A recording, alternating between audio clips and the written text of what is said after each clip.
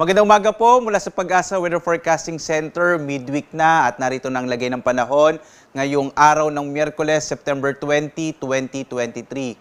Sa ating latest satellite images, makikita nyo wala ho tayong minomonitor na anumang low pressure area o bagyo man sa loob o labas ng Philippine Area of Responsibility. At ito pong Intertropical Convergence Zone, pag sinabi nating ITCZ, ito yung pagsalubong ho ng hangin mula sa magkaibang hemisphere ang nagdudulot ng maulap na kalangitan, partikular na sa ilang bahagi ho ng Mindanao, lalo na ho dito sa may Davao Region, Zamboanga Peninsula at ilang bahagi ng BARM. Samantala ho, ito nga Kamaynilaan at itong bahagi ho ng Luzon at Visayas, inaasahan naman natin na medyo mainit pa rin yung tanghali habang mas malaking tsansa ng mga pag-ulan sa hapon hanggang sa gabi, dulot ho ng mga localized thunderstorms. At bagamat wala naman tayong minomonitor na low pressure area, inaasahan pa rin natin hanggang isang bagyo ho yung maaari pa rin mabuo o pumasok sa loob ng Philippine Air Responsibility hanggang sa pagtatapos ng buwan ng Setyembre. Itong bahagi, itong eastern section ng bansa, itong sa may bahagi ho ng Pacific Ocean, patuloy natin minomonitor dahil hindi natin inaalis yung posibilidad na magkaroon ng low pressure area dito sa may bahagi, silangang bahagi ng ating bansa. Kaya sa mga kababayan ho natin, posible ho no, sa hapon hanggang sa gabi, magdala pa rin kayo ng pananggalang sa ulan dahil may posibilidad pa rin ng mga thunderstorms at nadulot ng mga localized thunderstorms at mga rain showers. Samantala, narito magiging lagay ng panahon dito sa may bahagi ng Luzon. Malaking bahagi pa rin ng Luzon ang makararanas ng medyo mainit at tanghali habang mas malaking tsansa ng mga pulupulong pag-ulan, pagkilat, pagkulog, dulot ngayon ng mga localized thunderstorms. Yung agwat ng temperatura natin dito sa Lawag nasa 26 to 32 habang sa Baguio 17 to 24 degrees Celsius hanggang 35 degrees Celsius naman sa bahagi ng Tuguegarao. Itong Kamaynilaan 24 to 33 degrees Celsius, sa Tagaytay 23 to 31, habang sa may bahagi ng Bicol, dyan sa Legazpi City, 26 to 33 degrees Celsius. Sa Calayan Islands naman, 25 to 33 degrees Celsius. Habang sa Puerto Princesa, 25 to 33 degrees Celsius. Dito sa may Kabisayaan, malaking bahagi din ng Visayas makararanas ng mga isolated rain showers and thunderstorms. Possible sa hapon hanggang sa gabi, habang agwat ang temperatura sa Iloilo, 25 to 32 degrees Celsius.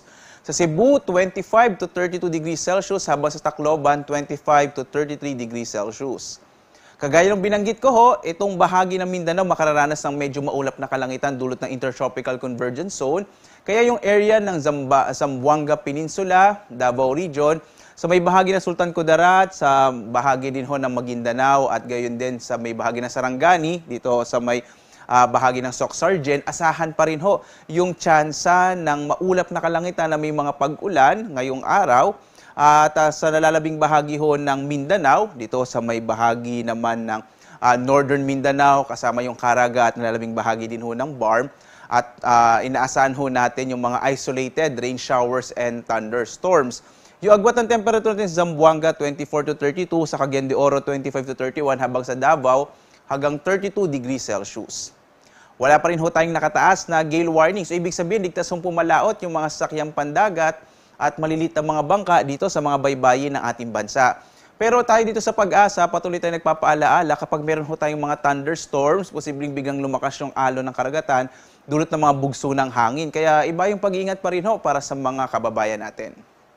At tingnan ho natin yung magiging lagay ng panahon sa mga susunod na araw. Makikita ho ninyo sa may bahagi ng Legazpi at sa Metro Cebu, bandang papuntang weekend, medyo maulap ho yung kalangitan na ating inaasahan. Posible kasi magkaroon ng mga kaulapan na hindi natin inaalis nga ho yung posibilidad na may mabuo na low pressure area sa mga susunod na araw.